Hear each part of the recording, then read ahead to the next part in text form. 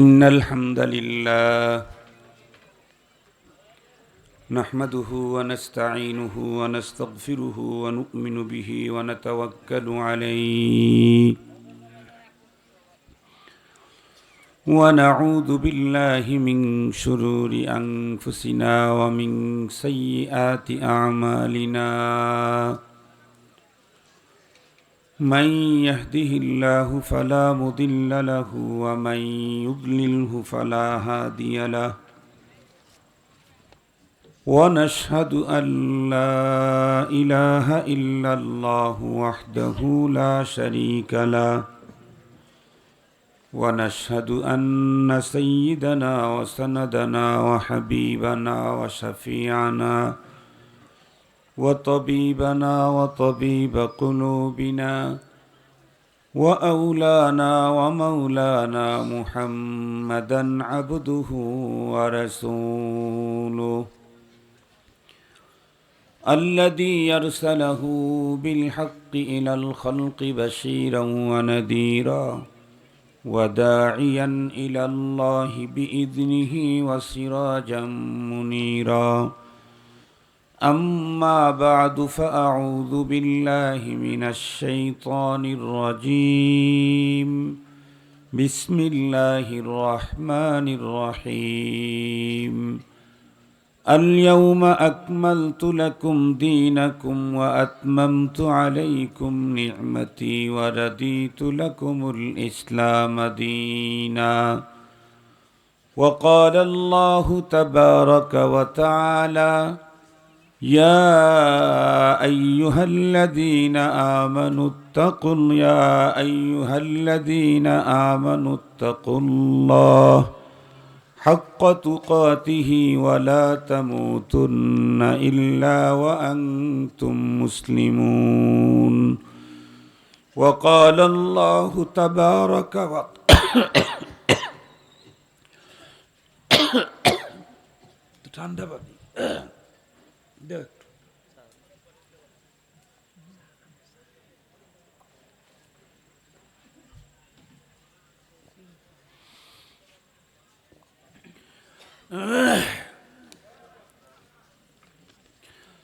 يا أيها الذين آمنوا ادخلوا في السلم كافة ولا تتبعوا خطوات الشيطان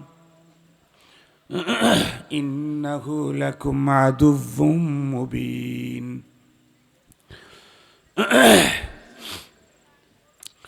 وقال رسول الله صلى الله عليه وسلم المرء مع من أحب وقال رسول الله صلى الله عليه وسلم من تشبه بقوم فهو منهم أو كما قال عليه الصلاة والسلام صدق الله مولانا العظيم وصدق رسوله النبي الكريم ونحن على ذلك لمن الشاهدين والشاكرين والذاكرين والحمد لله رب العالمين اللهم صل على سيدنا مولانا محمد وعلى آله وأصحابه وبارك وسلم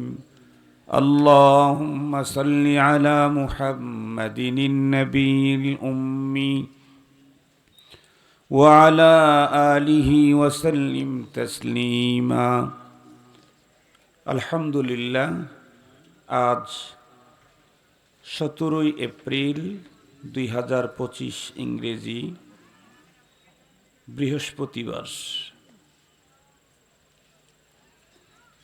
ঘোনারচালা উচ্চ বিদ্যালয় মাঠ কালিয়াপাড়া ঘোনারচালা সখীপুর টাঙ্গাইল এলাকাবাসীর উদ্যোগে আয়োজিত 4 দিনব্যাপী 15তম সালানা তাফসিরুল কোরআন মাহফিলের আজকে তৃতীয় দিনের সদরে ইজলাস সম্মানিত সভাপতি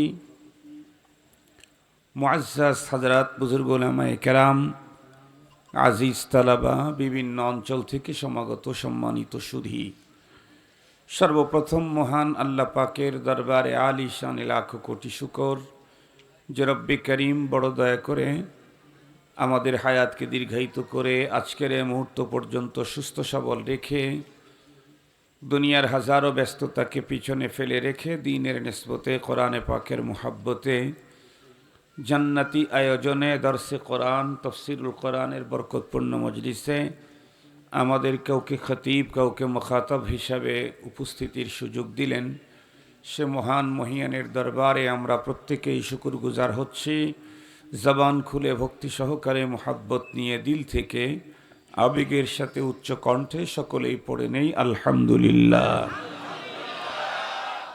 সম্মানিত উপস্থিতি, অনেক লম্বা টাইম তাফসীরি আলোচনা হবে না। আমার আলোচনাতে এমনি 1 ঘন্টা। আল্লাহ তাআলা যদি তৌফিক দান করেন, ওয়েদার যদি ভালো থাকে, আল্লাহ তাআলা কণ্ঠ কথা বলার মতো যোগ্যতা যদি দেন, 1 ঘন্টাতে ইনশাআল্লাহ আলোচনা শেষ হয়ে যাবে। আমি ওই দিক থেকে আসতেছিলাম গাজীপুর থেকে, জায়গায় জায়গায় থেমে থেমে অনেক বৃষ্টি হয়েছে, অনেক।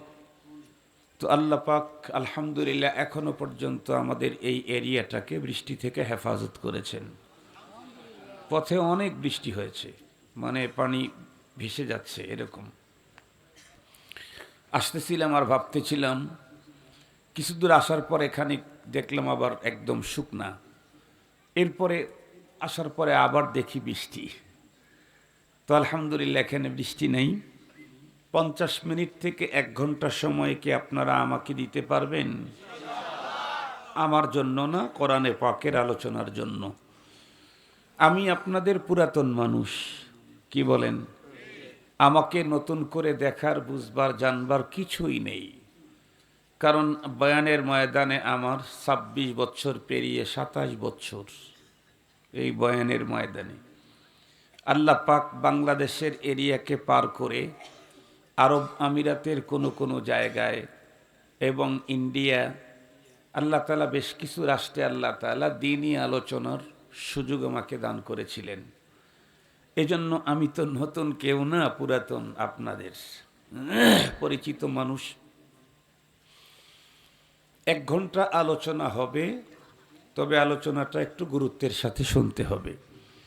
এ কারণে আমি কোরআনুল কারীমের 3 জায়গা থেকে তেলাওয়াত করেছি, আর নবী আলাইহিস সালামের 2টা হাদিস আমি পড়েছি। এই কথাগুলি, এই আয়াতে কারিমাগুলি এবং হাদিস আমার মূল পুঁজি আজকের আলোচনার। আমরা প্রত্যেকেই একটা কথা জানি,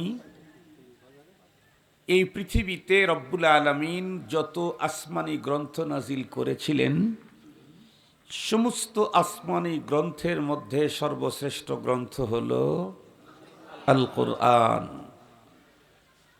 আপনারা অবশ্যই জানা আছে আপনাদের, আসমান থেকে যত কিতাব আল্লাহ নাজিল করেছেন, কোরআনের মতো আর একটাও নাজিল করেন নাই।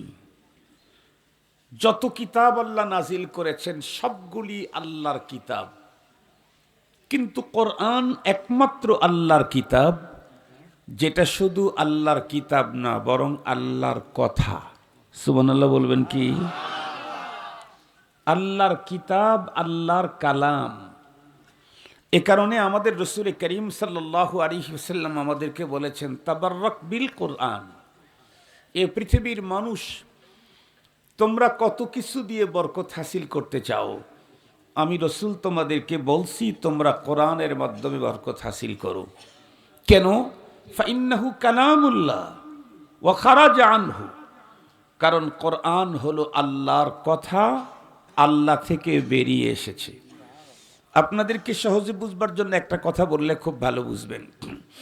আমাদের দেশের অনেক মানুষ, কেউ কারো মুরিদ, কেউ কারো ভক্ত, আছে না নাই? যে যার ভক্ত, সে তার জন্য জীবন দিতে রাজি আছে। আমি বলি নাই ধর্মের লাইনে, দুনিয়ার লাইনেও তো কত মানুষের জন্য জীবন দেয়, দেয় না? দেয় না? অনেক ছেলেরা মেয়েদের জন্য প্রেমে পড়ে জীবন দেয়, অনেক মেয়েরা কোনো ছেলের প্রেমে পড়ে জীবন দেয়, আবার কেউ রাজনৈতিক নেতার জন্য জীবন দেয়। আমাদের দেশে আছে না নাই? নেতায় বলছে চলো, বাঁচবে না মরবে সেটা কোনো কথা না, নেতায় বলছে চলো। আবার কেউ কেউ তো বক্তব্যই দেয় যুদ্ধ করেই, জিহাদ করেই বাঁচতে হবে, এ জাতীয় বক্তব্যও কেউ দেয়। মোহতারাম হাজিরিন, দুনিয়াদারের কথা বাদই দিলাম, অনেকে অনেক পীরের মুরিদ, কেউ কোনো হুজুরের ভক্ত, যে যাকে মোহাব্বত করে, যার প্রতি ভক্তি শ্রদ্ধা রাখে, এ জাতীয় অনেক মানুষকে আমি দেখেছি। সে ওই তার চয়েসফুল লোকটার মুখের লালা খেতে চায়, তার মুখের কোনো কিছু সে তার নিজের মুখে নিতে চায়। কেন? বরকতের জন্য। কোনো বুজুর্গ, কোনো মানুষ আল্লাহওয়ালার মুখের কিছু সে নিবে তার মুখে, এটার দ্বারা যে বরকত হয়, এটা বুখারী শরীফের মধ্যে আছে। আপনারা বুখারী শরীফ খুলে দেখতে পারবেন। রাসূল করিম সাল্লাল্লাহু আলাইহি ওয়াসাল্লামের নিকটে অনেক সময় ছোট ছোট বাচ্চা এবং বাচ্চি, মানে কথা বলেন না কেন, মানে কি?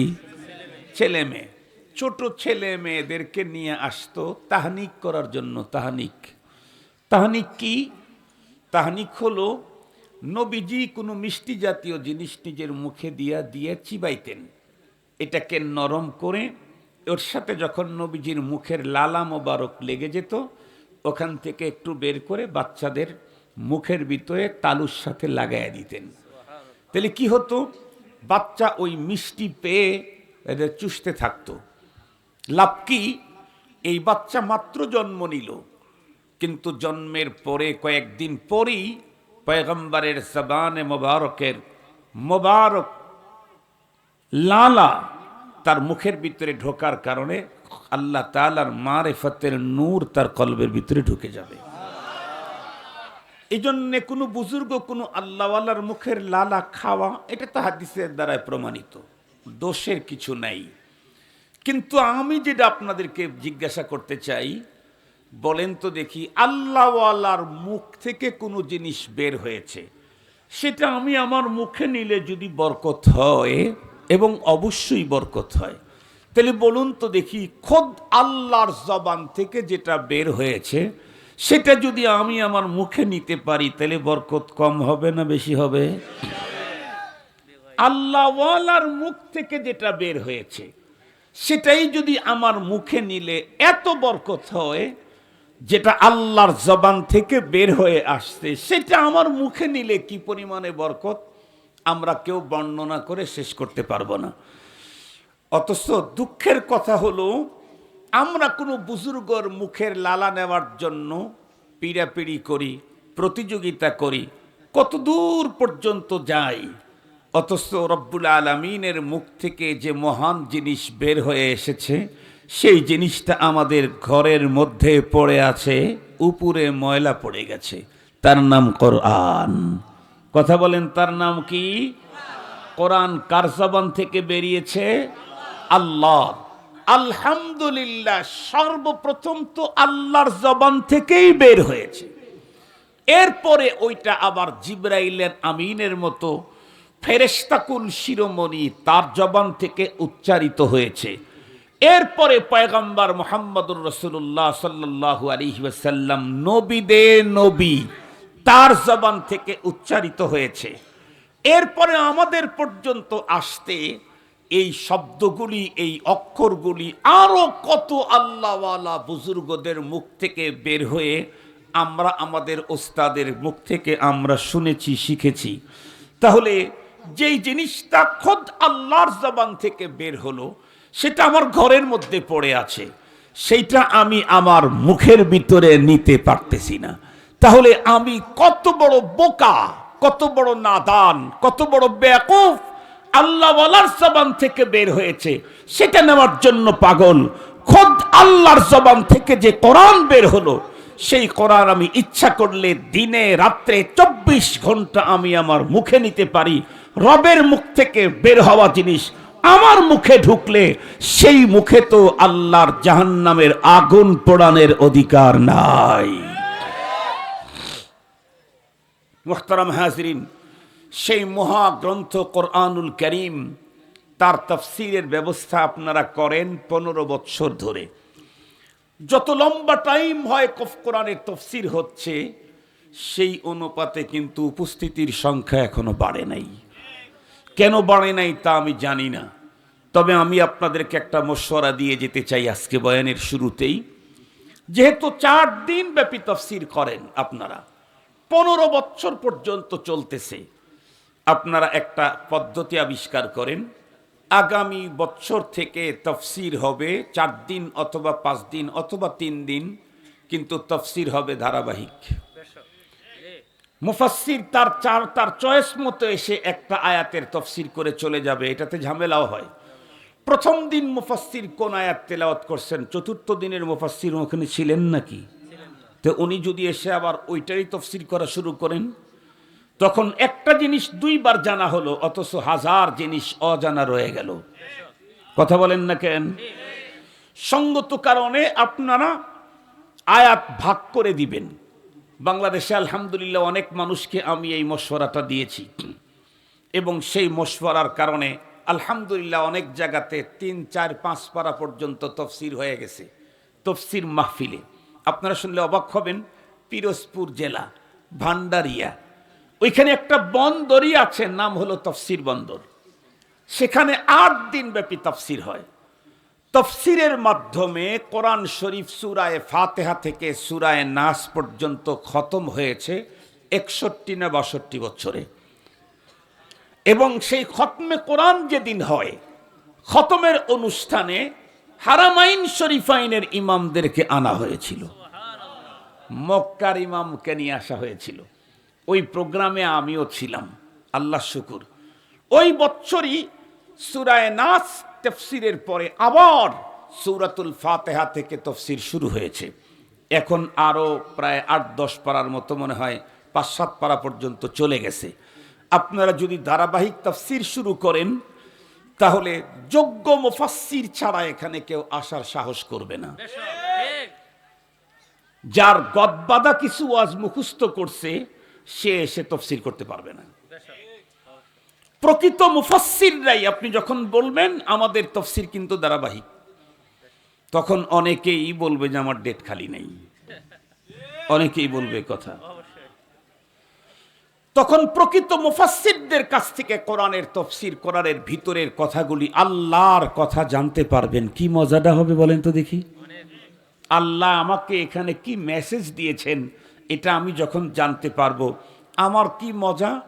যে রব সুম্মাস্তাওয়া আলাল আরশ, যে রবের কাছে আমার জীবনের সমস্ত হিসাব নিকাশ। 3 বছর একটু কষ্ট লাগবে, কারণ কোরআনের সব কথা তো আর সুর দিয়ে বলা যায় না, আর সব কথা সাধারণ লোকের অত মজাও পাবে না।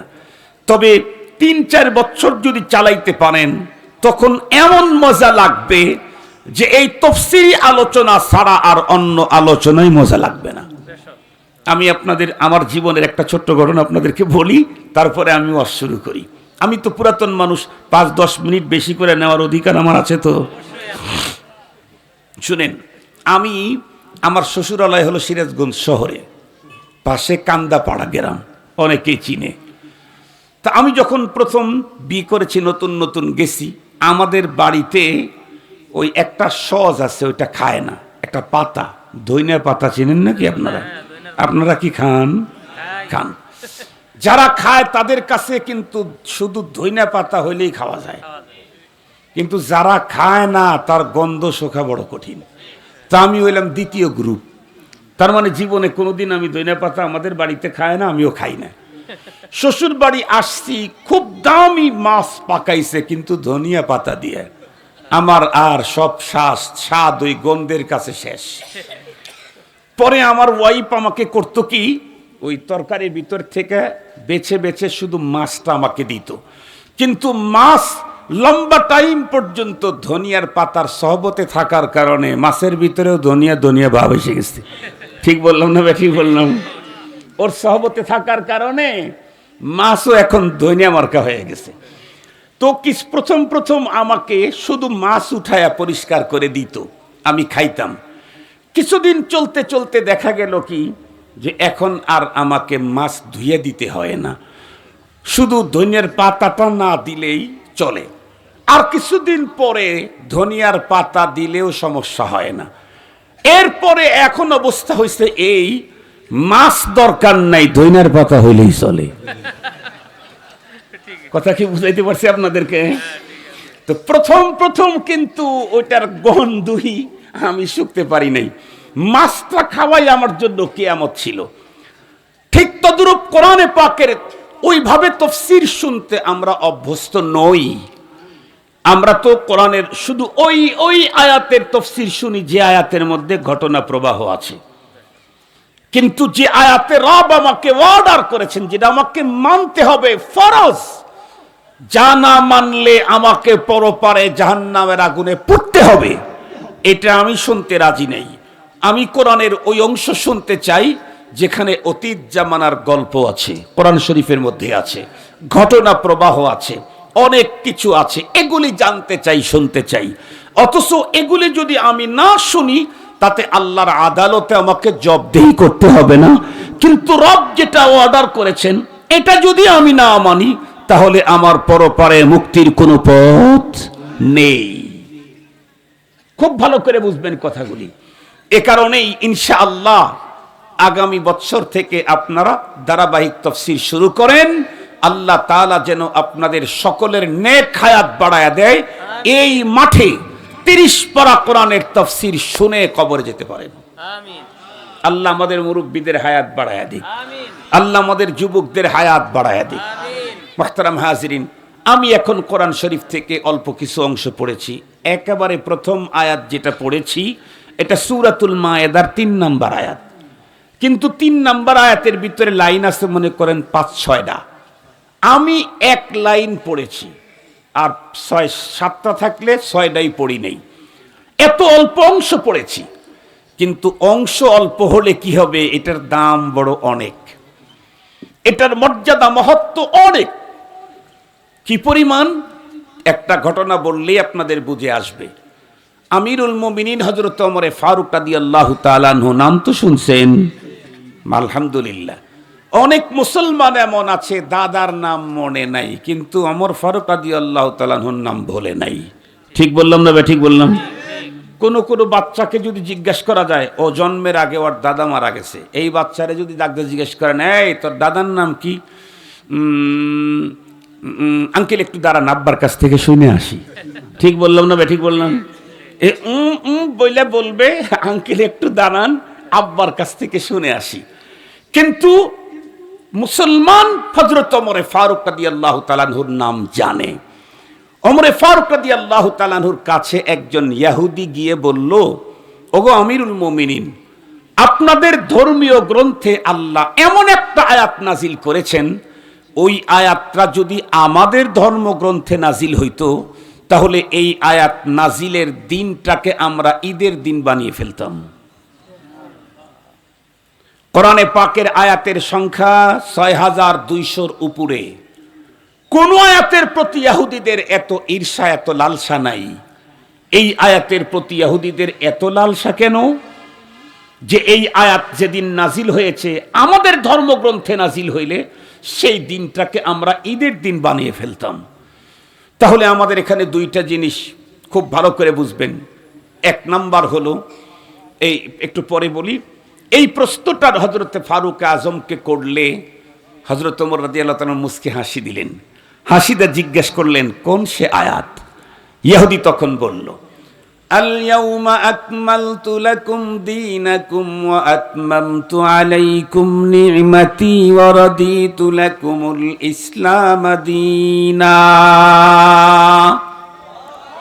ওমর রাদিয়াল্লাহু তাআলা মুস্কি হাসি দিয়ে বললেন, শুনো, এই আয়াত তোমাদের ধর্মগ্রন্থে নাজিল হইলে তোমরা আয়াত নাজিলের দিনটাকে ঈদের দিন বানাতে।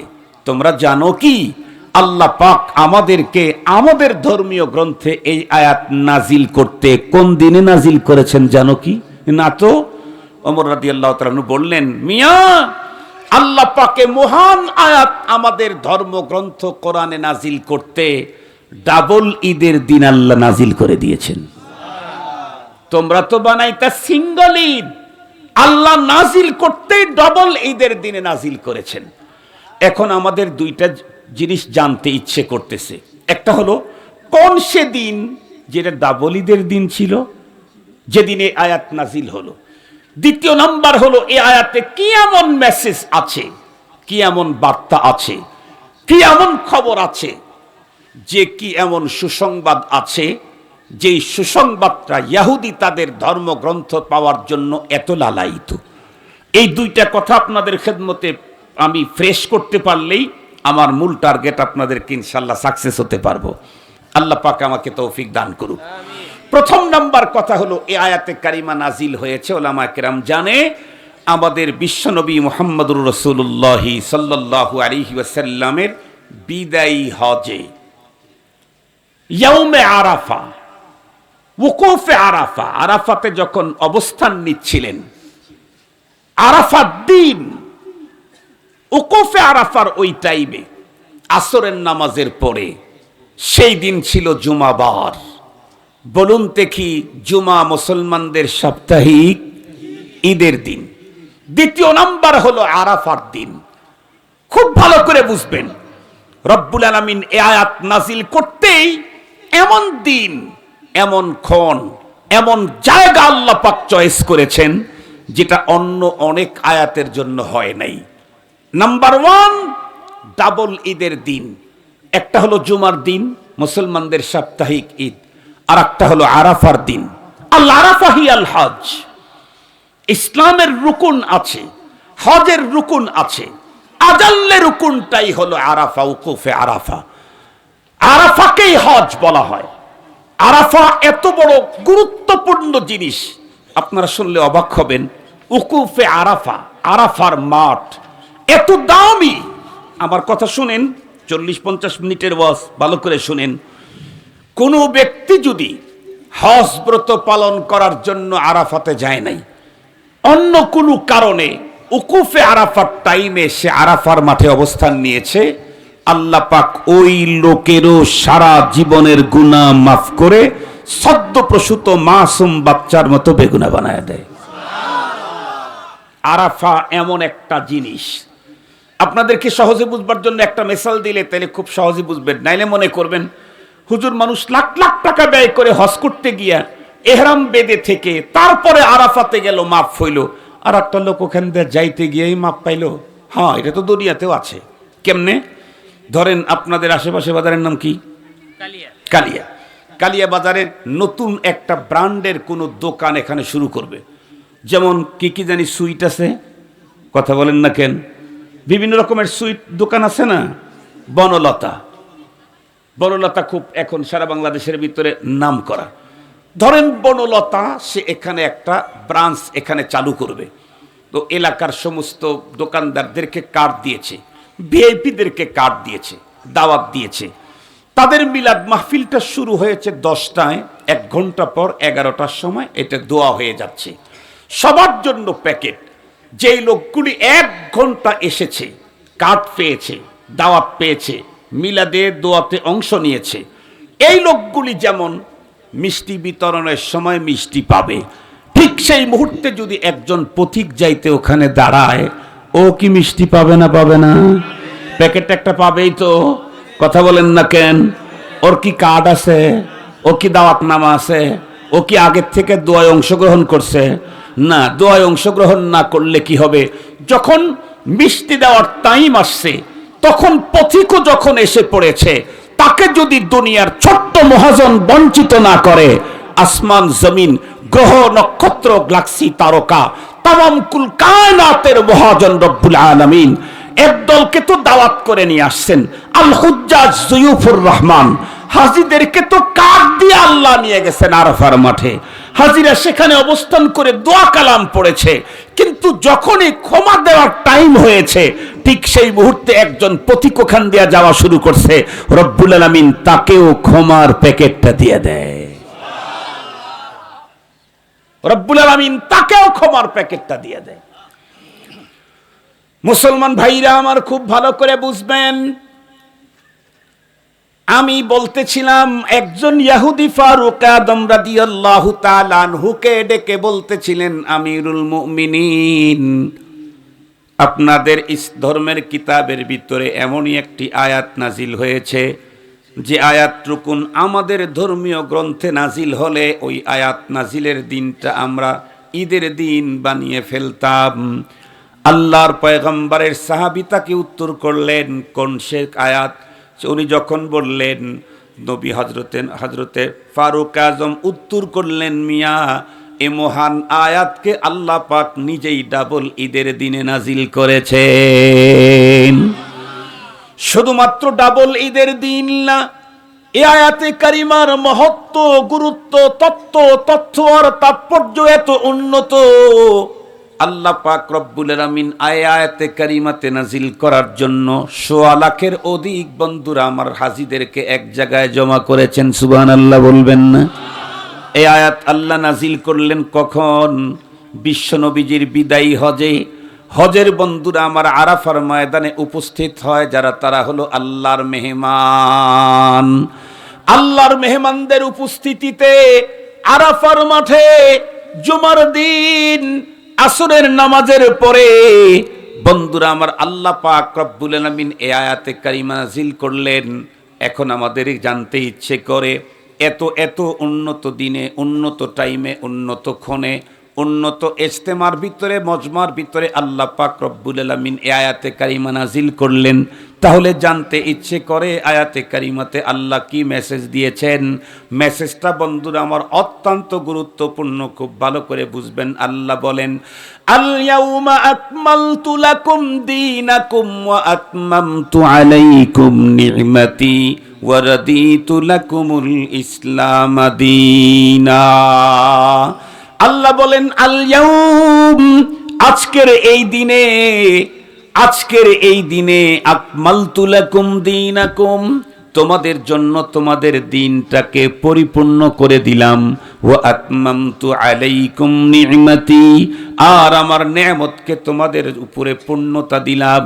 ওয়া রাদিতু লাকুমুল ইসলাম দীনা, তোমাদের জন্য দিন ইসলামকেই দিন হিসেবে মনোনীত করে দিলাম। সঙ্গত কারণেই ইসলাম ছাড়া অন্য কোনো ধর্মের মাধ্যমে পৃথিবীর কোনো একজন মানুষও পরকালে মুক্তির কোনো পথ খুঁজে পাবে না। আল্লাহ পাক রব্বুল আলামিন বিষয়টাকে আরো স্পষ্ট করার জন্য কোরআনে হাকিমের আরেক জায়গায় বললেন, ইন্নাদ-দীনা ইনদাল্লাহিল ইসলাম। আমরা অনেকেই শুনেছি, জানি এই পৃথিবীতে ৪,০০০-এর উপরে ধর্ম আছে। যত ধর্ম বলেন, আল্লাহ বলেন আমার কাছে একমাত্র ধর্ম হলো ইসলাম।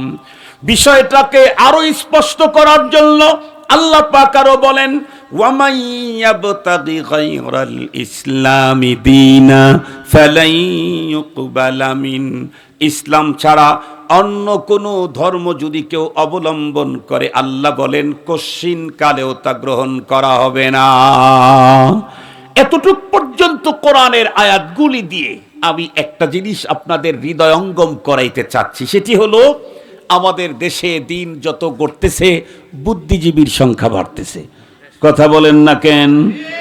আগের তুলনায় বুদ্ধিজীবী কমছে না বাড়ছে? সুশীল কমছে না বাড়ছে? আরো একটু জোরে বলেন না কেন? আমাদের দেশে সুশীল বাড়তেছে, দিন দিন সুশীল বুদ্ধিজীবী বাড়তেছে, গবেষক বাড়তেছে, তথ্যবিদেরা বাড়তেছে। আমরা তো অনেক সময়, আমি তো কোনো সময় টকশো মকশো শুনি না। কখনো কখনো কেউ বলে, হুজুর অমক দিনের টকশোটা একটু শুনেন, ওইখানে কিছু বিষয় আপনার জানতে হবে। তো টকশো মকশোতে অনেক সময় দেখি টকশো করতে বসেছে ৪-৫ জন, সবাই মুসলিম। মাঝখানে যদি একজন হুজুর থাকে, তাহলে এই হুজুরের উপরে ইসলামের আইন, ইসলামের রীতি নীতি নিয়ে তাদের একের পরে এক শুধু প্রশ্নই উত্থাপিত হতে থাকে। আপনারা শুনছেন কিনা?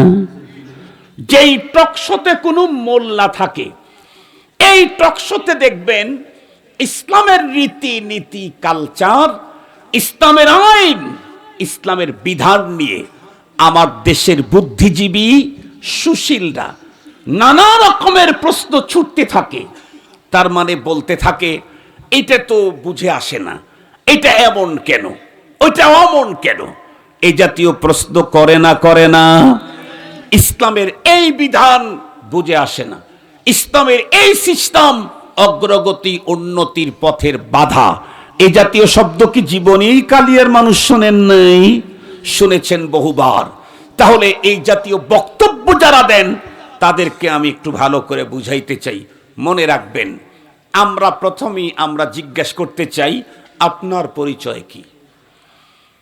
হয়তো বলবেন আমি মুমিন, নয়তো বলবেন আমি মুসলিম। ঠিক বললাম না? ঠিক বললাম। আমাকে যদি জিজ্ঞেস করেন, আমার ইন্টারন্যাশনাল পরিচয় হলো আমি মুমিন, আমার ইন্টারন্যাশনাল পরিচয় হলো আমি মুসলিম, এর চাইতে বড় পরিচয় আমার নাই। কেন?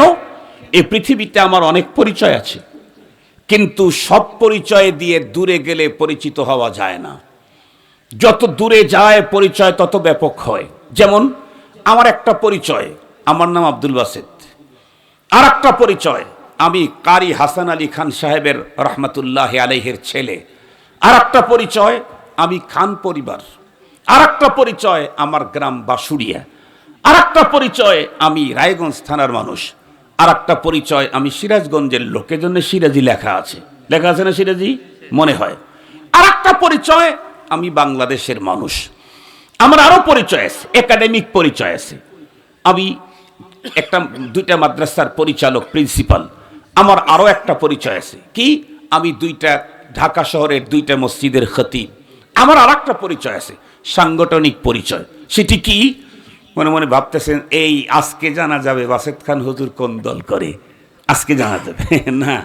আমার সাংগঠনিক পরিচয় আছে, আমার সংগঠনটা রাজনৈতিক না। সেটা হলো বাংলাদেশের কওমি অঙ্গনের বক্তাদের সবচাইতে বড় প্ল্যাটফর্ম রাবেতাতুল ওয়াইজিন বাংলাদেশের আমি কেন্দ্রীয় চেয়ারম্যান। যেই রাবেতাকে বিগত সরকার জমের মতো ভয় করত, জম। এ কারণেই আমাদের উপরে সবচাইতে বেশি টর্চারিং করেছে। তারা মনে করত রাবেতার মাধ্যমে বাংলাদেশে তারা আমাদের নেতৃত্ব কর্তৃত্বকে পাল্টায়া নতুন কোনো এক ক্ষমতায় নিয়ে আসবে। আমরা আসলে ওই কাজের জন্য রাবেতা করেছিলাম না। এটা ছিল তাদের একটা সিরিয়াস ভুল ধারণা করে আমাদের উপরে অনেক টর্চারিং করেছে। শেষ পর্যন্ত সেই ক্ষমতা ছাড়তেই হলো। কথা বলেন না কেন? তবে বাবার হাতে না, ছেলের হাতে। কথা বলেন না কি জন্যে? বাবার হাতে ক্ষমতা ছাড়ছে না ছেলের হাতে?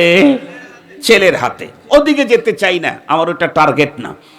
আমার অনেক পরিচয়, কিন্তু আপনাদেরও আছে এরকম অনেক পরিচয়, কিন্তু সব পরিচয় দিয়ে সব জায়গায় পরিচিত হওয়া যায় না। আপনি কালিয়ার লোক, এক পাড়া থেকে আর এক পাড়ায় গেছে আপনার এক ছেলে, ওই পাড়ার লোক চিনতেছে না, জিজ্ঞেস করে বাবা তোমার চিনলাম না তো। বলে আমার নাম আব্দুল হালিম। চিনতেছি না বাবা। আমার বাবার নাম মোবারক। কোন মোবারক?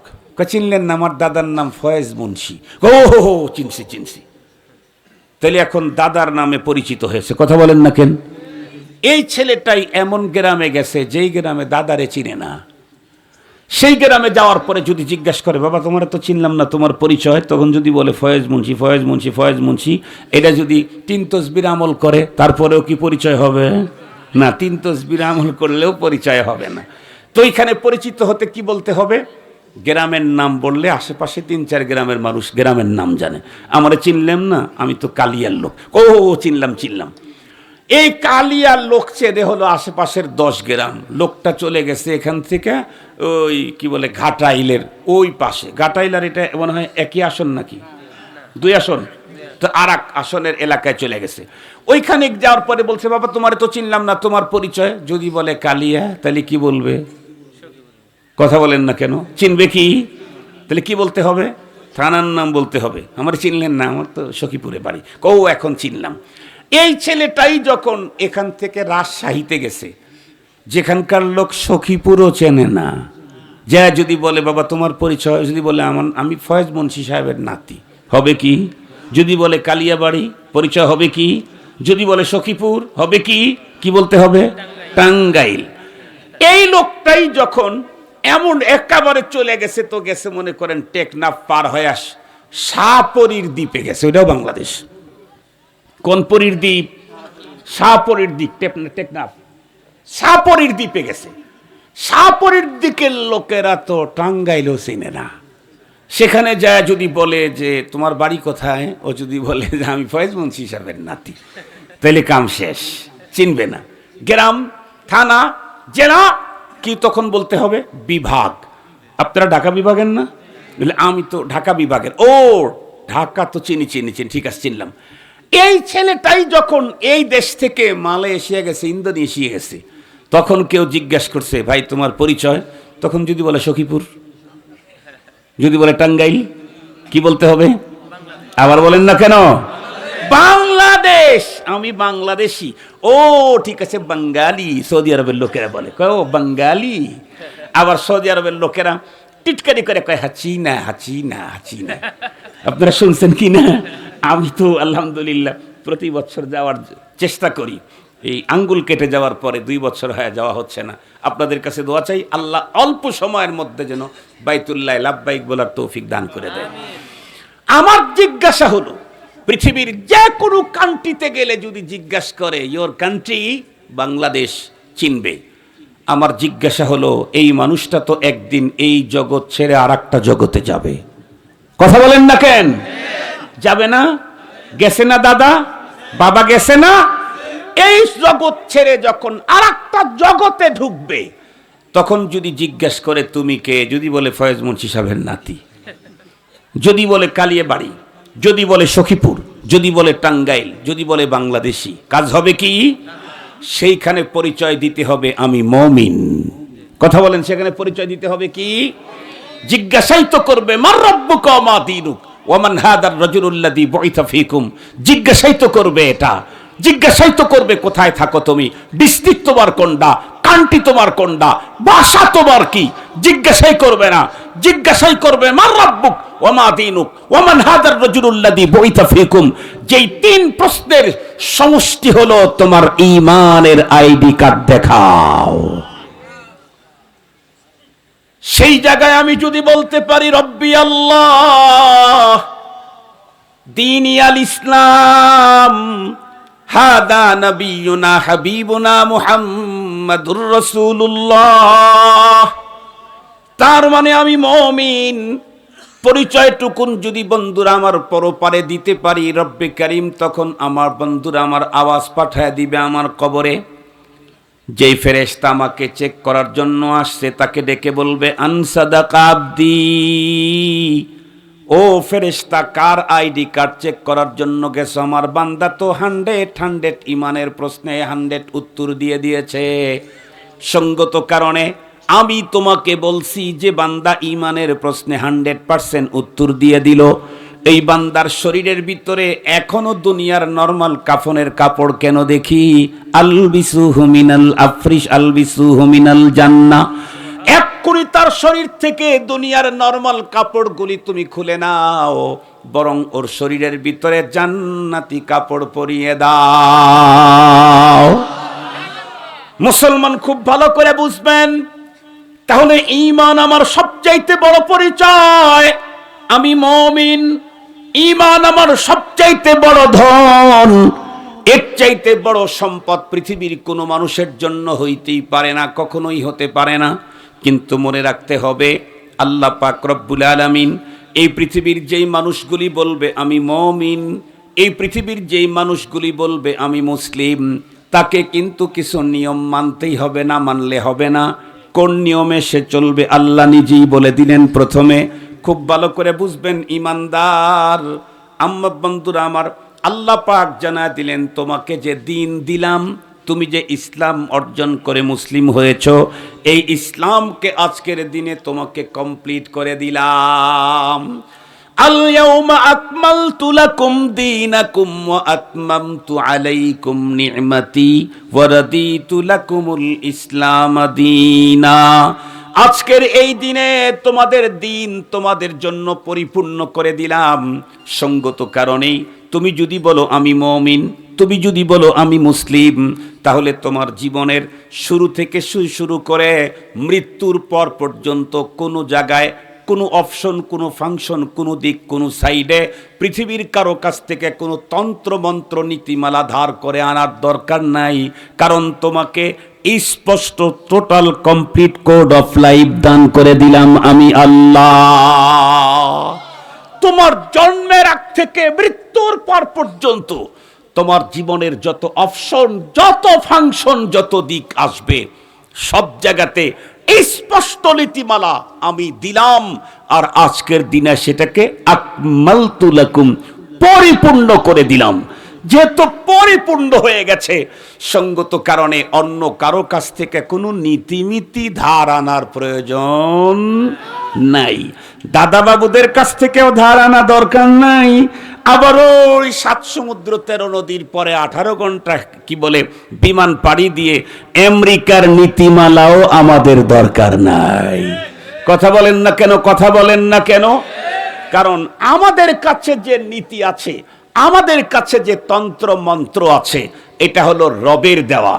আর তাম পৃথিবীর কাছে যে তন্ত্র মন্ত্র নীতি আছে, এগুলা হলো মানুষের মস্তিষ্ক প্রসূত নীতিমালা। বলুন তো দেখি, মানুষ তো দুনিয়াতে কত নীতি তৈরি করলো, আবার উল্টায় রাখলো, ওইটা দিয়ে কাজ হয় না, আবার আর একটা শুরু করে, ওইটা দিয়ে কাজ হয় না, বাদ দেয়, আবার আর একটা শুরু করে, সেটা দিয়ে কাজ হয় না। শেষ পর্যন্ত শেষ হয় কখন? আল্লাহর নীতির কাছে আত্মসমর্পণ করে যখন। তার আগ পর্যন্ত গবেষণা করবে, একদল গবেষণা করে বলবে যে এটা ঠিক আছে, আর একদল গবেষণা করে ওর কয়টা সিদ্ধি বের করবে? কথা বলেন না কেন? 100টা। আবার ওরা বলবে যে আমরা একটা নিখুঁত বের করে দিলাম, পরবর্তী গবেষক এসে তাদেরটা বের করে 101টা সিদ্ধি বের করে দেবে। পরবর্তী তারা আর একটা নতুন প্রীতিমালা দিয়ে বলবে এটা 100%। তার পরবর্তী প্রজন্ম আসবে, তারা ওই আগেরটার নীতিমালা খুঁজে খুঁজে 105টা সিদ্ধি বের করে দিবে। সিদ্ধি বন্ধ হবে কেবল কখন? রবের নীতিমালা সামি'না ওয়া আতা'না বলে গ্রহণ করবে যখন। রব তুমি বলে দিয়েছো, আর আমার বোঝার দরকার নেই, রব তুমি বলে দিয়েছো। মুসলমান ভাইরা রে আমার, খুব ভালো করে বুঝবেন। এই জন্য কোনো একজন মুসলমানকে জীবনের কোনো ক্ষেত্রেই পৃথিবীর অন্য কারো তন্ত্রমন্ত্র ধার কোণে আনার দরকার নাই। কারণ আল্লাহ আমাকে দিয়েছেন কমপ্লিট কোড অফ লাইফ, আল-ইয়াউমা আকমালতু লাকুম দীনাকুম। বিষয়টাকে সুন্দর করে বুঝবার জন্য শুধু মৃত্যুর পরের কথাটাই বলি। বলুন তো দেখি, আমি যদি দুনিয়া থেকে বিদায় নেই, যদি আমি মারা যাই, বলুন তো দেখি মরণের পরে আমাকে গোসল করাবে না করাবে না? এই ব্যাপারটা ইসলাম আমাকে নীতি বলে দিয়েছে না দেয় নাই? আমরা একজন মাইয়াতকে গোসল করাইতে আমেরিকার নীতি মানি নাকি ইন্ডিয়ারটা নাকি ইসলামেরটা? কথা বলেন। আওয়ামী লীগ, বিএনপি, জামাত, জাতীয় পার্টি, 11 দল, 12 দল, 14 দল, দল ছাড়া যারা আছে সবাই কাটটা মানে মুসলমান হলে ইসলামেরটাই মানে। এরপরে গোসল করানোর পরে আমার শরীরের ভিতরে, বন্ধুরা, আমার শরীরটাকে ঢেকে রাখবে কয় পিস কাপড় দিয়ে? কাপড়টার ডিজাইন কি হবে? এই ডিজাইন কি চায়না মার্কা, জাপানের ডিজাইন, কার ডিজাইন? কথা বলেন না কেন? ইসলামের ডিজাইন।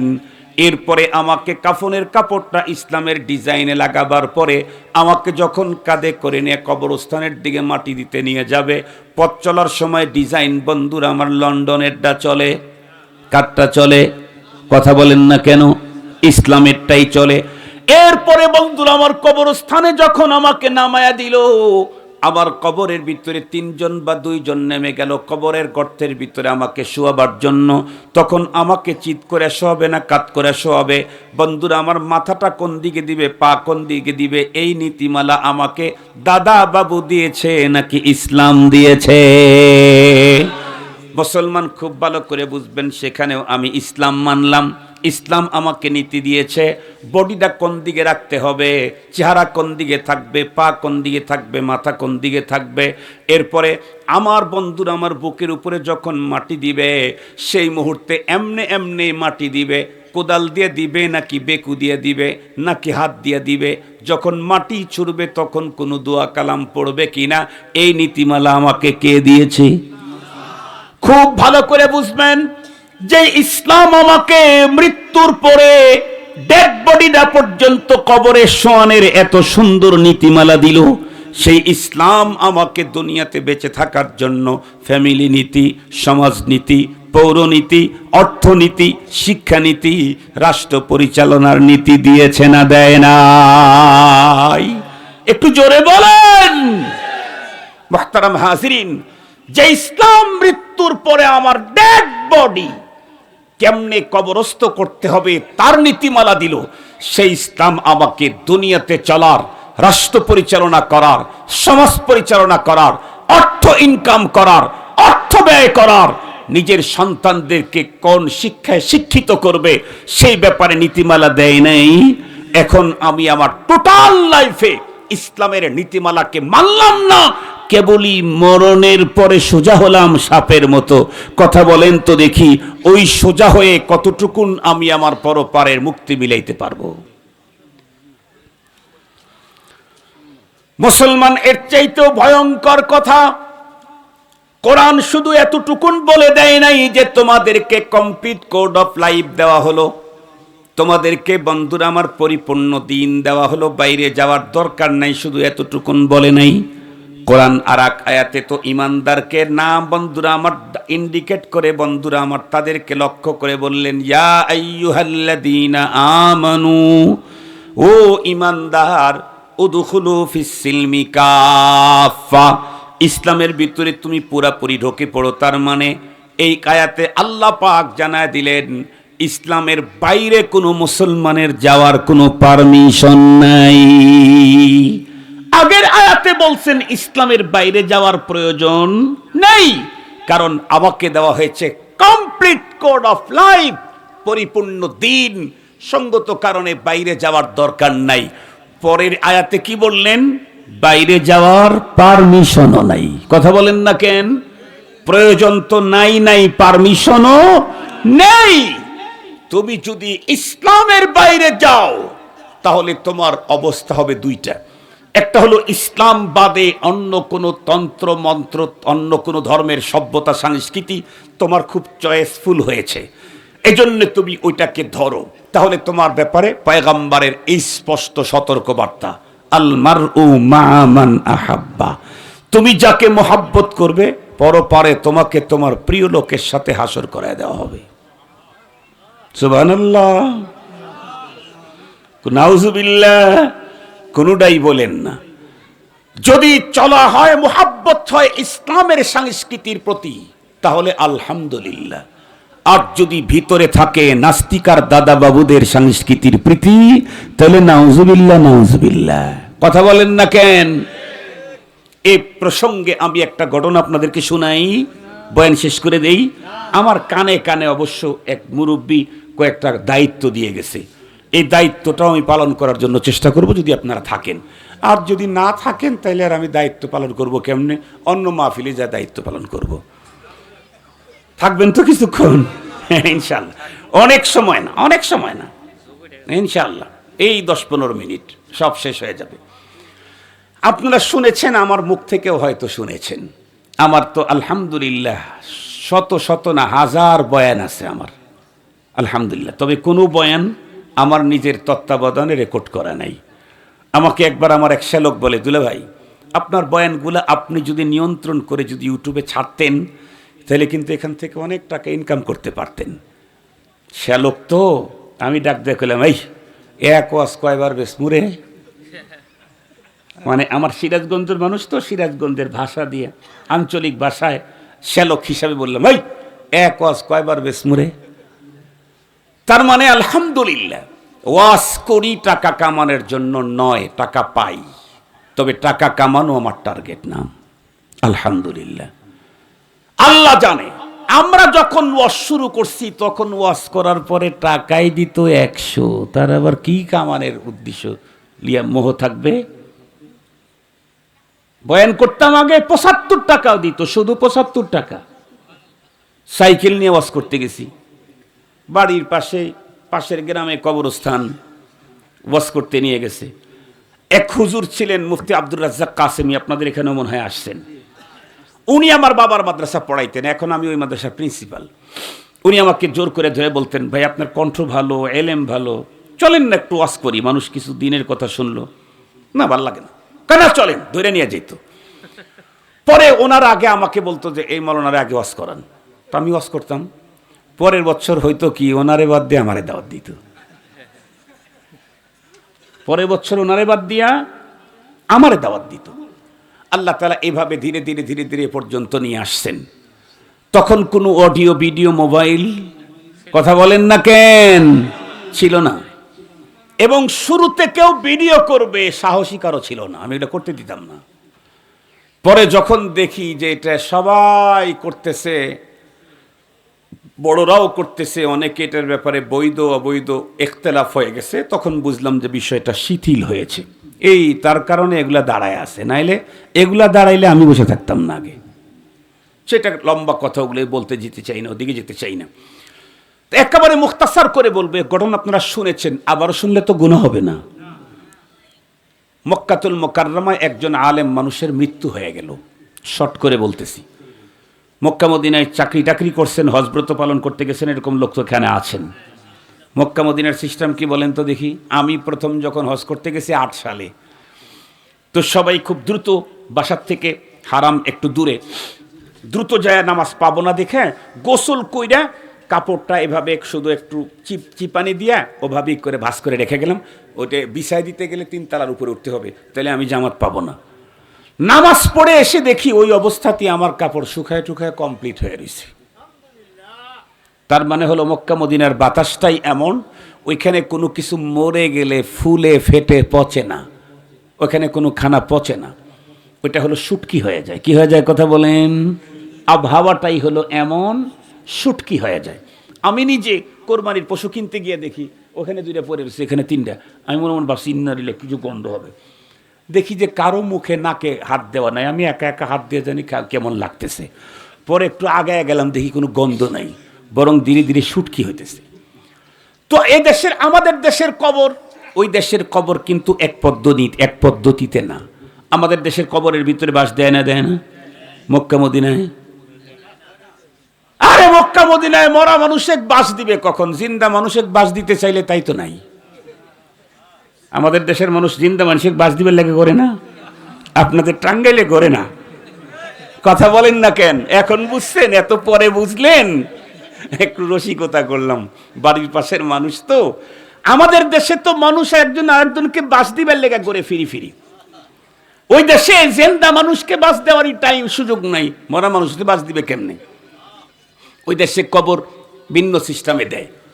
আবার 10-15 বছর পরে ওই কবরটা খনন করে ওইখানে আবার আরেকটা লাশ ঢুকারের সিস্টেম মক্কা মদিনাতে অনেক আগের থেকে আছে। হুজুর ইন্তেকালের বেশ কয়েক বছর পরে তার ফ্যামিলিতে একজন মেয়ে মানুষ মারা গেল। ফ্যামিলির লোকেরা সিদ্ধান্ত নিল হুজুরের কবরের ভিতরে ওনাকে দাফন করো। কেন?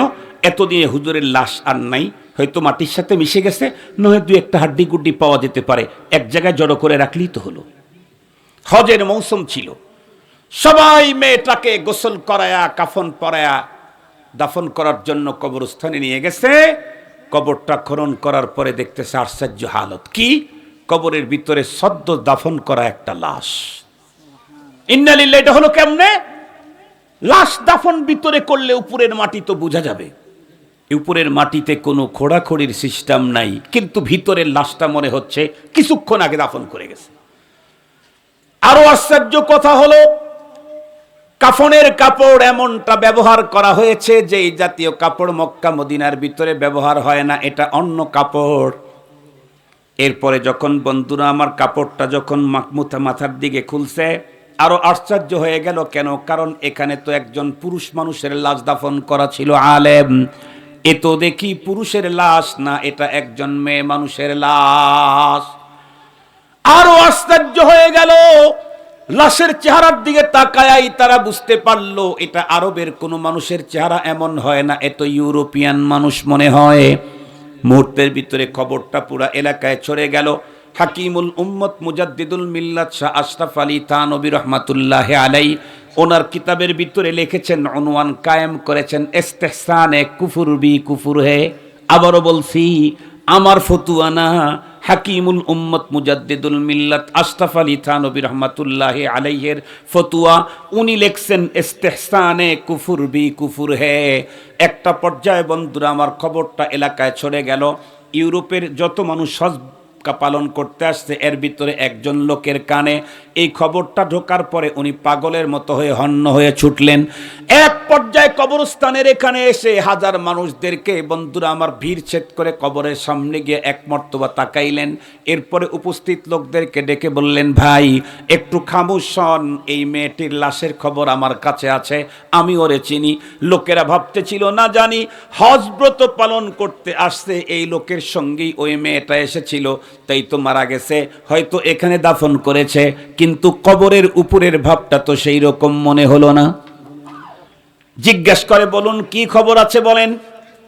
ইউরোপী হাসি তখন ডেকে বলে, ভাই এই মেয়েটা হলো ইউরোপের সম্ভ্রান্ত এক ইহুদি পরিবারের মেয়ে। ইহুদি পরিবারের মেয়ে। তারপরে আমি ওর বাবার বাসায় কাজ করতাম, আমার মতো ডজন ডজন ছেলেরা তার বাবার বাসায় কাজ করত, কারণ অনেক বড়, সে বড় বড় লোক, কোটিপতি। একটা পর্যায়ে দীর্ঘদিন পর্যন্ত তাদের বাসায় থাকার কারণে এই মেয়েটি আমার প্রতি তার মোহাব্বত আর ভালোবাসা তৈরি হয়। তবে এই ভালোবাসা দুর্বলতা আমার ব্যক্তির উপরে নয়, আমার চরিত্র আর স্বভাবের উপরে। একটা পর্যায়ে আমাকে এই মেয়েটি একদিন ডেকে বলল, যুবক, আমার বাবার বাসায় শত শত যুবকরা কাজ করে, কিন্তু তুমি তো অন্য যুবকদের মতো না, ব্যতিক্রম ধর্মী, তোমার চরিত্র স্বভাব কেন? আমি তখন সুযোগ পেয়ে বললাম, বোন, সব যুবকদের ধর্ম একটা, আমার ধর্ম অন্যটা। আমার ধর্ম ইসলাম, আমার ইসলাম আমাকে এই জাতীয় অনুপম চরিত্রের শিক্ষা দিয়েছে। মেয়েটি তখন ডেকে বলে, তাই তোমার ধর্ম তোমাকে এই উন্নত চরিত্র শিখাইছে? যুবক বলে, আমি সুযোগ পেয়ে তখন আরো একটু দাওয়াতের নিয়তে বললাম, বোন, আমার ইসলাম আমাকে যে সৌন্দর্যের শিক্ষা দিয়েছে তার 10 ভাগও আমি এখনো নিজের ভিতরে আনতে পারি নাই, আরো 90 ভাগ রয়ে গেছে। ইহুদির মেয়ে তখন ডেকে বলে, ভাই তাই যদি হয় তাহলে তোমার ধর্মের সৌন্দর্যের উপরে একটা একটা করে কথা আমাকে জানাবা। যুবক বলেন, হাজি বলেন, ভাই আমি তখন মাহাসিনে ইসলামের উপরে একটা একটা করে বক্তব্য মেয়েটাকে গোপনে গোপনে দিচ্ছিলাম। একটা পর্যায়ে ইসলামের সৌন্দর্যের প্রতি সে অনুপ্রাণিত হয়ে জিজ্ঞাসা করলো অবাক চিত্তে, ও ভাই, তোমার এই ধর্মের প্রবক্তা কে ছিলেন, তার নামটা কি? আমি বললাম, নবিয়ুনা মুহাম্মাদুর রাসূলুল্লাহ সাল্লাল্লাহু আলাইহি ওয়াসাল্লাম। মেয়েটি তখন বলে, তার জীবন চরিত্রের যদি একটা বই পাইতাম তাহলে দিলটা তৃপ্তি পেত। যার শিক্ষায় তুমি এত অনুপম চরিত্রের অধিকারী হয়েছ, সেই নবী মুহাম্মাদুর রাসূলুল্লাহর চরিত্রটা কেমন ছিল? উনি বলেন, আমি একটা ছোট্ট কিতাব তারে সংগ্রহ করে দিলাম। নবীজির চরিত্রের কিতাব পড়ে নবীজির প্রতিতে আসক্ত হয়ে গেল। একটা পর্যায়ে আমাকে ডেকে বলল, ভাই আমি ঈমান আনবো। আমি বললাম, গোপন যদি রাখতে পারো তোমাকে কালিমা পড়ায় দিতে পারি। শর্ত মেনে নিয়ে তাকে আমি কালিমায়ে শাহাদত পড়ায় মুসলমান বানায় দিলাম। দিন চলতে চলতে হঠাৎ করে মেয়েটি একবার রোগে আক্রান্ত হলো, চিকিৎসার সুযোগ দিল না, দুনিয়ার থেকে বিদায় নিল। এরপরে ওর আপনজন খ্রিস্টানদের পদ্ধতিতে ওকে যখন, বন্ধুরা আমার, ইহুদিয়াতের পদ্ধতিতে যখন তাকে কবরের ভিতরে নামাইতে গেল, আমার অন্তর তখন ফেটে গেল, কিন্তু তারপরেও কিছু বলতে পারলাম না। মেয়েটিকে কবরে নামাইতে আমি নিজেও সেই জায়গায় উপস্থিত ছিলাম। আজকে যখন শুনছি ইউরোপী একজন নারীকে মক্কার কবরে দেখা গেছে, আমার দিল তখনই বলছে ওই নারী ছাড়া অন্য কেউ হওয়ার সম্ভাবনা নাই। আমি এসে তাকিয়ে দেখতে পেলাম উলামায়ে কেরাম মক্কার যারা উপস্থিত ছিলেন তারা বললেন, ইহুদির মেয়ে ইহুদির কবরস্থানে দাফন হওয়ার পরে তার লাশটাকে মুকদ্দাস জমিন মক্কাতুল মুকাররমাতে ট্রান্সফার করার কারণ তো একদম স্পষ্ট বুঝে আসতে, ঈমান এবং রাসূল প্রেম। আল মারউ মা মান আহাব্বা, যে যাকে মোহাব্বত করবে তার সঙ্গে তার হাসর হবে। এই ইহুদি মেয়ে অন্তরে ঈমানদার ছিল, অন্তরে নবীজির প্রতি অস্বাভাবিক মোহাব্বত থাকার কারণে তার বাবায় ইহুদিদের কবরস্থানের ভিতরে মাটি দিলে কি হবে, রব্বুল আলামিন পয়গম্বরের পবিত্র জমিনে তার লাশ ট্রান্সফার করে দিয়েছে। এখন প্রশ্ন হলো, আলেমের লাশ গেল কোথায়? সেই সময় তো মোবাইল ফোনের সিস্টেম ছিল না। এলাকার উলামায়ে কেরাম, ইউরোপের হাজিকে আলেমের বন্ধুরা আমার চেহারা কেমন ছিল, দাড়িগুলি কেমন ছিল, ভুরু কেমন ছিল, নাক কেমন ছিল, চোখ কেমন ছিল, ফেস কাটিং কেমন ছিল বলে দিল।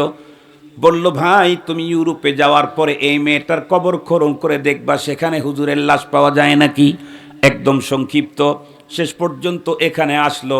একটা পর্যায়ে বন্ধুরা আমার কবরটা খনন করলো। মেয়ের কবর খনন করার পরে এখানেও আশ্চর্যান্বিত দৃশ্য দেখা গেল। কবরের ভিতরে মনে হয় সদ্য দাফন করা একজন মানুষ। চেহারার কাপড়টা খুলতেই দেখা গেল দাড়িওয়ালা, তার মানে ওই হুজুরের চেহারার সঙ্গে মিল। খবর পৌঁছায় দেওয়া হলো মক্কায়। মক্কার আলেমদের অনুসন্ধানী টিম গঠন করা হলো। এত বড় আলেম, হারামে মক্কার ভিতরে যিনি নামাজ আদায় করতেন, তাহাজ্জুদ আউয়াবিন, চাষ তার ইশরাকের কোন নামাজ তার কখনো নষ্ট হয় নাই। এমনকি মুআমালাত মুআশারাত আখলাকেও সে ছিলেন আগানো। এরপরে মুকাদ্দাস জমিনে তাকে দাফন করার পরে কোন অপরাধের কারণে আল্লাহ তার লাশটাকে ইহুদিদের জমিনে পাঠায়া দিলেন। অনুসন্ধানী টিম অনুসন্ধান শুরু করলো। যত মানুষকে জিজ্ঞাসা করে সবাই বলে এনার চাইতে ভালো মানুষ মক্কা নগরীতে আপাতত নাই, মক্কাতুল মুকাররমায় নাই। সবাই ভালো বলে, সবাই ভালো বলে। অনুসন্ধানী টিম পেরেশান হয়ে গেল। সর্বশেষ তার স্ত্রীর কাছে এসে তার রিপোর্ট যখন জানতে চাইল, স্ত্রী একই কথা বলল, আমার স্বামীর মতো এনম অনুপম চরিত্রের অধিকারী কোনো স্বামী মক্কার কোনো নারী পেয়েছে বলে আমি বিশ্বাস করি না। উলামায়ে কেরাম বললেন, বোন সবই বুঝলাম, এই রিপোর্ট তো সবাই দিচ্ছে, কিন্তু অবশ্যই কোনো না কোনো জায়গায় একটা ঘাবলা আছে। নাইলে তোমার স্বামীকে তো মুকাদ্দাস মক্কার জমিনে না কবর দেওয়া হয়েছিল, তার লাশ ওখানে যাবে কেন? মেয়েটি তখন কান্না স্বরে ভেঙ্গে বলে, ভাই একটা কথা শুধু আমার মনে পড়ে। বলে কি? স্বামী স্ত্রী বিশেষ সাক্ষাতের পরে ফজরের নামাজের আগে ফরজ গোসল করার জন্য শীতের দিন যখন গোসল করতে যাইতাম, আমার স্বামী প্রতিবার গোসল করতে একটা কথা বলতেন, ইসলামের এই সভ্যতা সংস্কৃতি নীতি আমার চয়েস হয় না। নাউজুবিল্লাহ বললেন না যে? আবার বলেন, আবার বলেন, আবার জোরে বলি নাউযুবিল্লাহ। গভীরভাবে কথাটা বুঝতে হবে। শুধু ঘটনাই নয়, ফাতাবিরু ইয়া উলিল আবসার। ঘটনা শুধু ঘটনাই নয়, এখান থেকে সমস্ত মুসলমান নারী পুরুষদেরকে এক জটিল শিক্ষা নিতে হবে। আপনারা বলুন তো দেখি, এই আলেমে দ্বীন খ্রিস্টানদের একটা পদ্ধতি চয়েস, উনি বলতেন স্ত্রীরে, আমার কাছে এইখানকার খ্রিস্টানদের পদ্ধতিটা চয়েস হয়। বলে কি? খ্রিস্টানদের ধর্মের ভিতরে স্বামী স্ত্রী সহবাসের পরে গোসল করার কোনো বাধ্যবাধকতা নেই। এটা আমার বড় চয়েস হয়। নাউযুবিল্লাহ।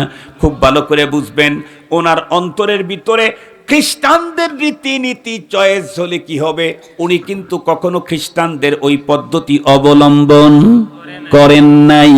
শুধু অন্তরের ভিতরে ওইটাকে চয়েস করেছে, আমল করেছে ইসলামেরটা। এত বড় হারামে মক্কার ভিতরে নামাজ আদায়কারী, তাহাজ্জুদ গুজার, আওয়াবিন, চাষ তার ইশরাকওয়ালা এত বড় বুজুর্গ, অন্তরের ভিতরে খ্রিস্টানদের একটা রীতি নীতির মোহাব্বতের কারণে তাকে যদি মক্কায় দাফন করার পরে তার লাশটা যদি ইহুদিদের জমিনে যায়, আমাদের মতো মুসলমানদের পরপারের অবস্থা কি হবে? আমার মেয়ে তো হিজাব আর জিলবাব চয়েস করে না। আমরা তো অনেক সময় বলি, হুজুর আমার ভাই ইসলামের এই সিস্টেমটা চয়েস করে না। উনি কিন্তু আলেম ওলামা চয়েস করে না। কথা বলেন না কেন? এরকম লোক আছে না নাই? অন্য ভাইরা বলে, আমার এই ভাইটা আলেম দেখতে পারে না, অনেক লোক তো বন্ধুরা আমার বাংলাদেশের কত স্কুল কলেজ আছে যেখানে মুসলিম মেয়ে হলেও বোরকা নিয়ে ঢোকা নিষেধ। কথা বলেন না কেন? আইন করেছে কে? অধ্যক্ষ, উপাধ্যক্ষ, চ্যান্সেলর, ভাইস চ্যান্সেলর। অথচ উনি মুমিন, নাম মুসলমানের। মুসলমান নারী বালেগা হওয়ার পরে প্রতিষ্ঠানের ভিতরে ঢুকবে, হেজাব পড়তে পারবে না। এই কথা বলার অর্থই হলো ইসলামের হেজাব তার চয়েস। কথা বলেন না কেন? এই জাতীয় মানুষ মরার পরে যদি মক্কাতুল মুকাররমার সবগুলা ইমামকে নিয়ে এসে একসঙ্গে তার জানাজায় হাজির করায় দেন, দাফন করার পরে এমন বন্ধুরা আমার লোকের লাশ কোথায় পাঠাবে আল্লাহ ছাড়া বলার কেউ নাই। আমাদের দেশে কত নামে আজকে কত চয়েস। 5ই আগস্টের পরে নতুন বাংলাদেশ, পহেলা বৈশাখে শোভাযাত্রা বন্ধ হয়েছে, নাম বন্ধ হয়েছে, কাম বন্ধ। কথা বলেন না কেন? নাম বন্ধ হয়েছে, কাম বন্ধ। বর্ষবরণ, আনন্দ অনুষ্ঠান, আনন্দ যাত্রা, এই নামে আমাদের দেশের প্রথম সারির মুসলমান যারা আগামী দিনে এদেশের ওসি হবে, ডিসি হবে, এসপি হবে, সচিব হবে, যারা আগামী দিনে দেশের মন্ত্রী হবে, মিনিস্টার হবে, এই জাতীয় মুসলিম তরুণ তরুণীরা পহেলা বৈশাখে ঢাকাতে র্যালি করলো। মানুষের মূর্তি, ভাল্লুকের মূর্তি, পশু পাখির মূর্তি। বলুন তো দেখি এগুলির প্রতি তাদের মোহাব্বত আছে না নাই? ইসলাম মূর্তি চয়েস করে অনুমতি দেয়? ইসলাম তো পৃথিবীতে এসেছে যেই মিশনগুলি নিয়ে, তার ভিতরে বড় একটা মিশন হলো মূর্তিকে চিরতরে দাফন করার জন্য এসেছে ইসলাম। সেই মূর্তি প্রীতি বৈশাখের নামে হোক, আর শুভযাত্রার নামে হোক, আর অশুভ যাত্রার নামেই হোক, বর্ষবরণ অনুষ্ঠানের নামেই হোক, আর যেমনেই হোক, মূর্তি প্রীতি, ইহুদি প্রীতি, শিরকিজম প্রীতি, নাসারানিজম প্রীতি, ইহুদিজম প্রীতি। আমি যদি কাবা ঘরের ভিতরেও সারা জীবন নামাজ পড়ি আর আমার ভিতরে যদি ইহুদিজম প্রীতি থাকে, আল্লাহ রসুল বলেছেন তুমি যারে চয়েস করছো মরণের পরে তোমাকে তার কাতারে দাঁড় করায় দেওয়া হবে। মনে থাকবে তো? মনে থাকবে তো? আমাদের দেশের মানুষ অনেক কিছু বোঝে, অনেক কিছু বোঝে না। আপনারা বলেন তো দেখি, একজন মানুষের হাত ভালো আছে, কান ভালো আছে, চোখ দুটি ভালো, নাকও ভালো, মাথা ভালো, পেট ভালো, পিঠ ভালো, পা ভালো, স্কিন ভালো, গোশত ভালো, হার্ট ভালো, এরপরে ফুসফুস ভালো, প্যানক্রিয়াস ভালো, এরপরে কি আছে ভিতরে কি কি কি বাল্বও ভালো, নাড়ি ভুড়ি সব ভালো, এমনকি কিডনিও ভালো, শুধুই লিভারটা ড্যামেজ। তাহলে তো আর লোকটা মারা যাবে না। কথা বলেন না কেন? সব ভালো, শুধু কি লিভার ড্যামেজ, মারা যাবে? কথা বলেন না কেন? আর একটু জোরে বলেন, আর একটু জোরে বলেন। হাত ভালো, চোখ ভালো, কান ভালো, পেট ভালো, পিঠ ভালো, গোশত ভালো, হাড় ভালো, হার্টও ভালো, কিডনিও ভালো, এরপরে ফুসফুসও ভালো, প্যানক্রিয়াসও ভালো, বাল্বও ভালো, শুধুই লিভার ড্যামেজ। এর যেমন মৃত্যু, নামাজ পড়ে, রোজা রাখে, হজ করে, যাকাত দেয়, অস করায়, কি বলে ইসলামী আন্দোলন করে, ওইটা করে, তবলিগ করে, পীরের কাছে যায়, অমক করে, তমক করে, সব করে। ইহুদিদের কোন সংস্কৃতিকে চয়েস করে, তাইলে আর ইমানেরও মৃত্যু হয়ে যাবে। কথা কি বুঝাইতে পারছি? আমার হাত পা সব ভালো আছে, লিভার পড়ছে, তাই কি হবে? কিছু হবে না। তোমার ছেলেকে বলো কাফনের কাপড় আনতে। ঠিক বললাম? আমি মডেল মসজিদ বানাইলাম, মডেল মসজিদ বানাইলে কি হইব? আমি বৃদ্ধাশ্রম তৈরি করে দিলাম, আমি রাস্তা তৈরি করলাম, অমুক কিছু বানাইলাম, তাহাজ্জুদে নামাজ পড়লাম, কিন্তু ইহুদিদের কোনো ইজম, কোনো মতবাদ, কোনো তন্ত্রমন্ত্র আমি চয়েস করি, সেটা আমার সমাজে প্রতিষ্ঠিত করার জন্য চেষ্টা করি। সারা দুনিয়ার মোল্লা বাইটা খাওয়াইলেও পরপারে মুক্তি মিলবে না। আব্দুল বাসেদের ফতুয়া না, হাকিমুল উম্মত থানবী লিখছেন, ইস্তেহসানে কুফর বি কুফর হে। কুফরি মতবাদকে চয়েস করাটাই কুফরি, আমল করুক আর না করুক। আল্লাহ পাক আমাদেরকে সঠিক বুঝ দান করুক। আল্লাহ, পরপারে আগুন সইতে পারবো না, জাহান্নামের আগুন সইতে পারবো না, কবরের আযাব সইতে পারবো না। আল্লাহ ছোট বাচ্চাকে যেমন তার পিতামাতা হাত ধরে ধরে কাদা পানি আগুন থেকে বাঁচায়, তুমি আমাদেরকে হাত ধরে ধরে বেঈমানি থেকে বাঁচাও।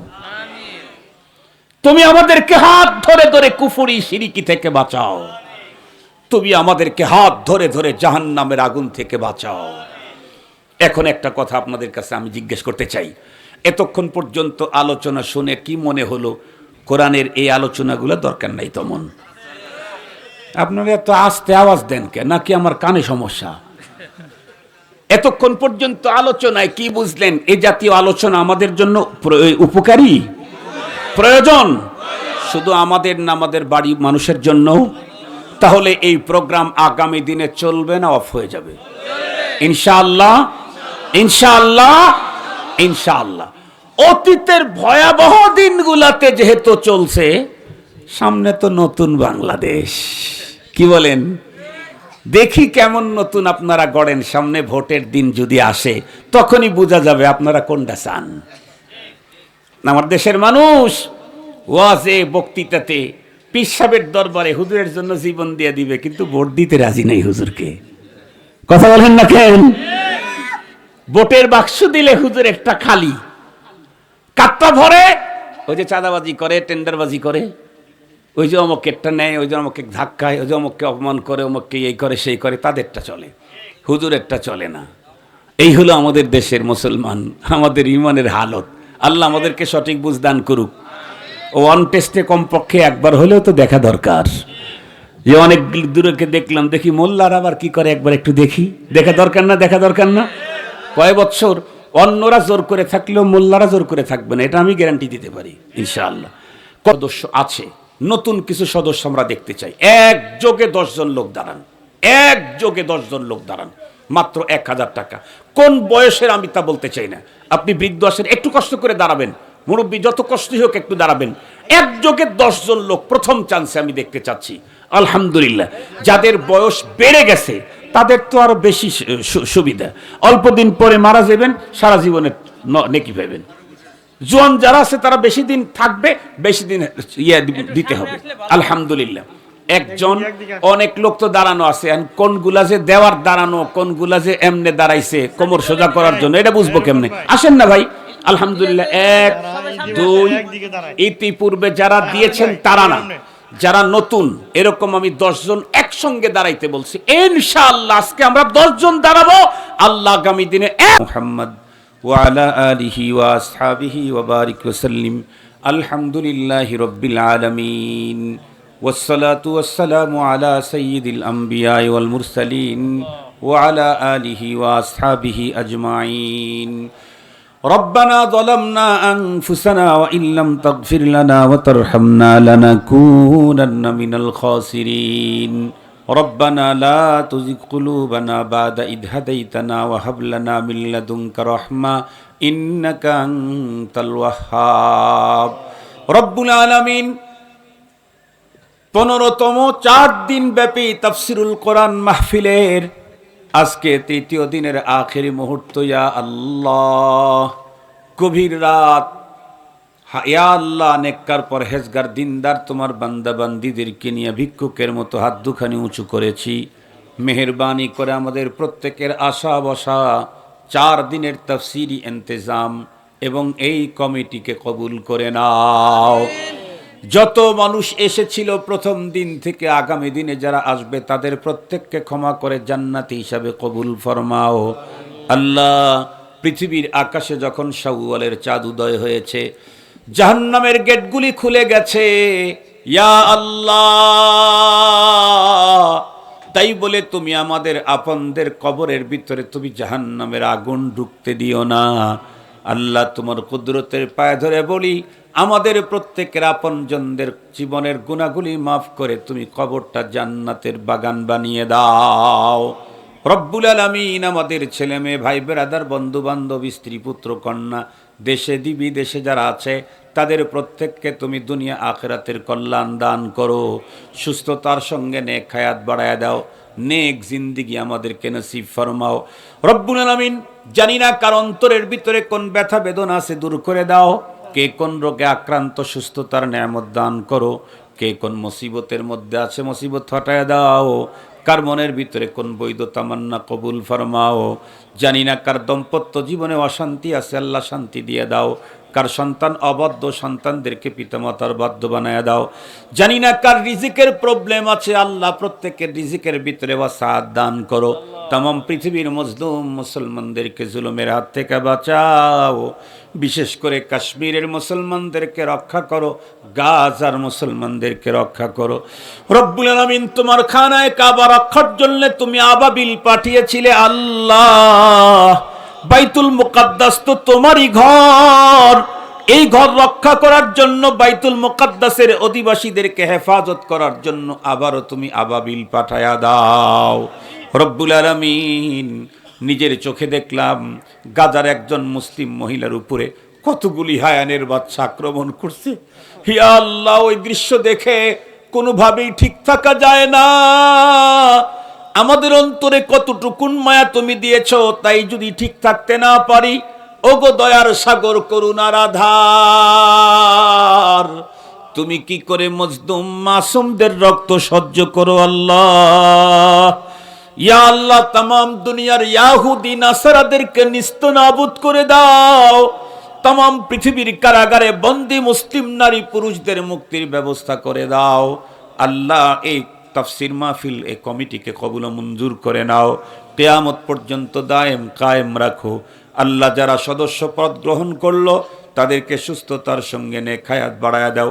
1000 টাকা দেওয়ার ওয়াদা করলো, লক্ষ কোটি টাকার বরকত তাদেরকে নসিব ফরমাও আল্লাহ। আমাদের এই কমিটির সদস্যদেরকে একটা সময় যেন 1000-এ উত্তীর্ণ হয়, 4 দিনের পরিবর্তে 8 দিন পর্যন্ত তোমার কোরআনের তাফসীর যেন করতে পারে এ অঞ্চলে তুমি ব্যবস্থা করে দাও আল্লাহ। আগামীকালকের মাহফিল ভরপুর কামিয়াবি নসিব করো আল্লাহ। ওয়েদারটা ভালো রেখো, মেহমানদেরকে যথাসময় হাজিরির তৌফিক দিও।